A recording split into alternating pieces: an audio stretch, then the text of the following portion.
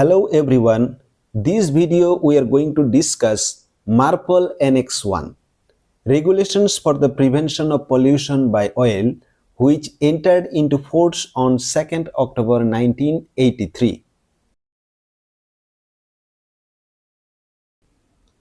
Pollution by oil, how to prevent? To prevent pollution by oil, MARPOL Annex 1 set up some regulations which mainly talks about construction of all ships, additionally for tankers, equipment, control of operational discharge of oil from machinery space and cargo area, in case of oil pollution incident, how to plan and response, that is SOPEP, Shipboard Oil Pollution Emergency Plan, reception facilities, survey and certification, and some more topics. How oil pollution may happen? It can happen by operational cause like bilge cleaning, tank cleaning, ballasting of cargo tanks. It may happen by accidental cause like grounding and collision. And once there is a oil pollution incident, how a big disaster it can be to the environment, even we cannot imagine. So to prevent pollution by oil strictly, MARPOL Annex 1 talks about 47 regulations in 11 chapters by the edition 2022. Now we will know the contents of MARPOL Annex 1, and later we will try to discuss some of the important topics which may ask in the marine engineering exams. Contents of MARPOL Annex 1. Chapter 1 General, Regulation 1 to 5. Here is talking about definitions, application, exceptions, equivalents. Chapter 2 Surveys and Certifications. Regulation 6 to 11. Here is talking about surveys, issue or endorsement of certificate, duration and validity, form of certificate, these topics. Here more important is chapter 3 and 4. And we will go elaborately some of the topics from chapter 3 and 4. Chapter 3, Requirements for Machinery Spaces of all ships, and regulations 12 to 17 is included in chapter 3. Here we can see chapter 3 is divided into 3 parts, part A, part B and part C. Part A is talking about construction, part B, equipment. Regulation 14 is talking about oil filtering equipment. We are using onboard oily water separator, but we don't know from which regulation this oily water separator is there. Now, if the examiner asks, we can say chapter 3, regulation 14 is talking about oil filtering equipment. Part C, regulation 15 is talking about control of discharge of oil.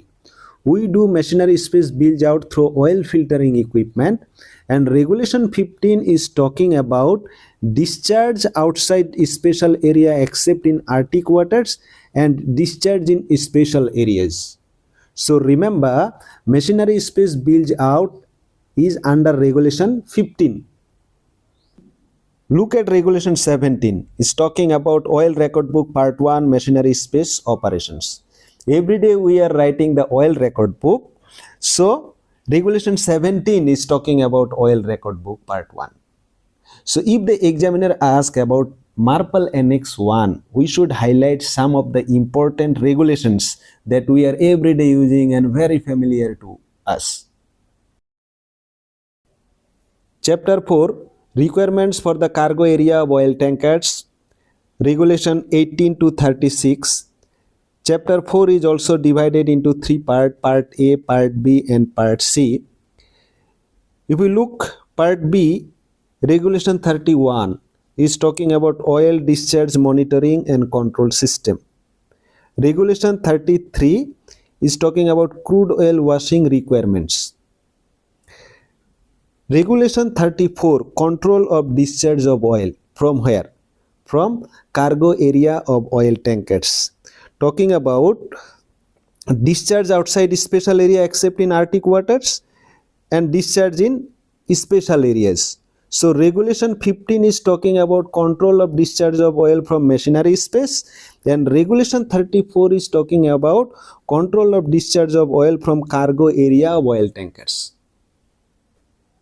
Regulation 36, Oil Record Book Part 2, Cargo or Ballast Operations.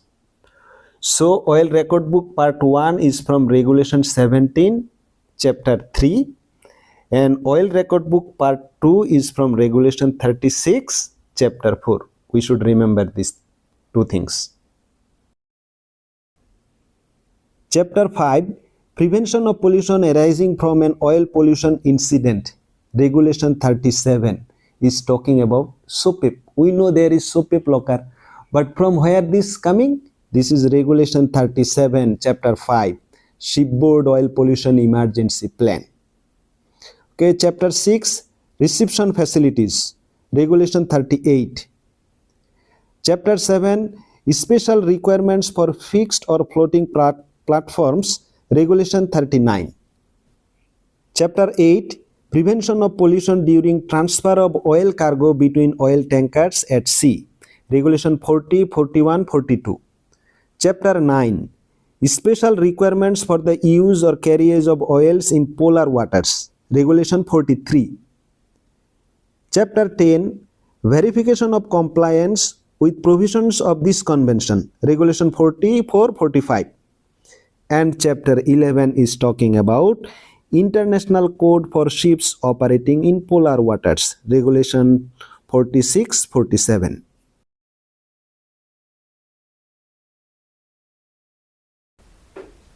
Now let's again recall some of the very familiar regulations from MARPOL Annex 1. Chapter 3, Requirements for Machinery Spaces of all ships, Regulation 14, Oil Filtering Equipment, Regulation 15, Control of discharge of oil from machinery space outside and in special area, Regulation 17, Oil Record Book Part 1, Machinery Space Operations.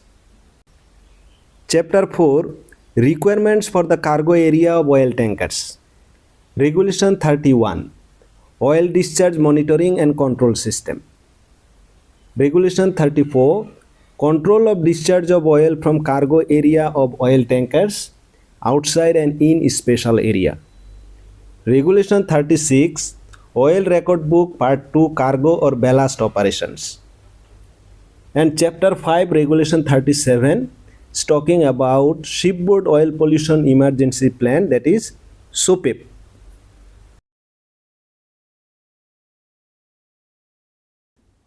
Special area as per MARPOL Annex 1, there are 10 areas: Mediterranean Sea, Baltic Sea, Black Sea, Red Sea, Gulf of Aden, Antarctic area, Northwest European waters, Oman area of the Arabian Sea, Southern South African waters.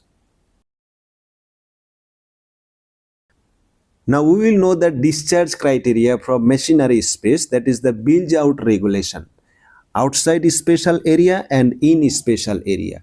First we will talk about the regulation for outside special area. The first message is, any discharge into the sea of oil or oily mixtures from ships of 400 gross tonnage and above shall be prohibited except when all the following conditions are satisfied. The first condition is the ship is proceeding en route. The second condition is the oily mixture is processed through an oil filtering equipment meeting the requirement of Regulation 14. What is Regulation 14? Regulation 14 is talking about the oil filtering equipment. Then the oil content of the effluent without dilution does not exceed 15 ppm. The oily mixture does not originate from cargo pump room bilges on oil tankers. The oily mixture in case of oil tankers is not mixed with oil cargo residues. When all these 5 conditions are satisfied, we can discharge machinery space bilge in outside special area. The condition in special area are almost same with outside special area, but the condition 2 is telling the oily mixture is processed through an oil filtering equipment meeting the requirements of Regulation 14.7, and 14.7 is telling the oil filtering equipment shall be provided with alarm arrangement, and any discharge of oily mixture is automatically stopped when the oil content of the effluent exceeds 15 ppm. And one more point is, in respect of the Antarctic area, any discharge into the sea of oil or oily mixtures from any ship shall be prohibited.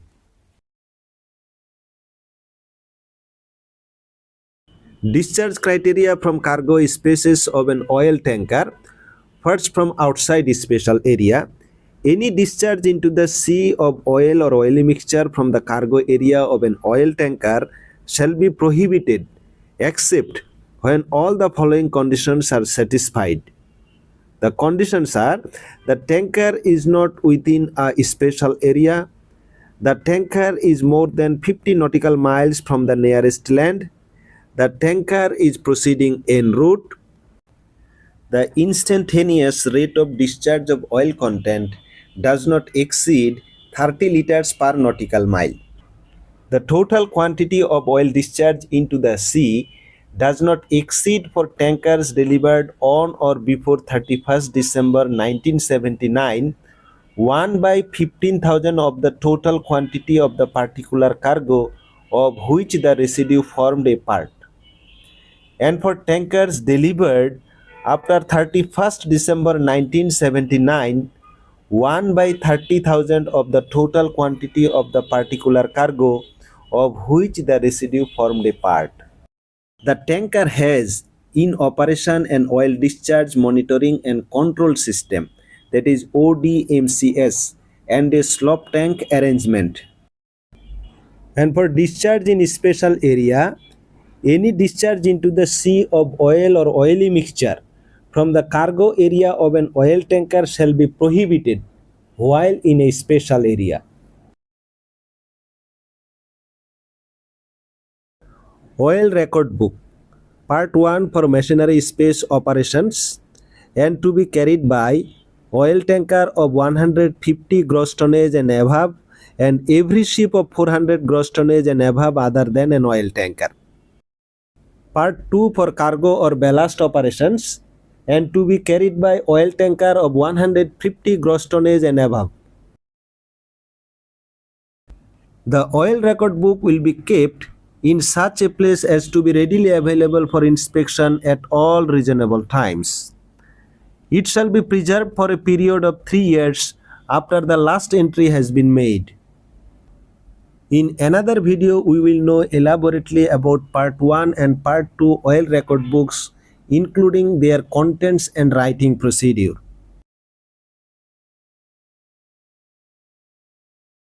Shipboard Oil Pollution Emergency Plan SOPEP. Every oil tanker of 150 gross tonnage and above and every ship of 400 gross tonnage and above shall carry on board a shipboard oil pollution emergency plan approved by the administration.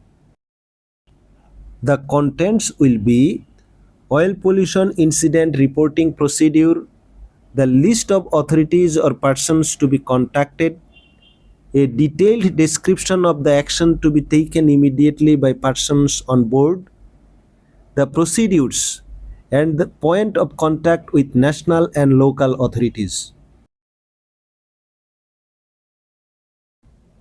IOPPC International Oil Pollution Prevention Certificate. Every oil tanker of 150 gross tonnage and above and every ship of 400 gross tonnage and above shall carry on board an IOPP certificate. It is issued for a period which shall not exceed 5 years. That's all for today. Thank you for being with us.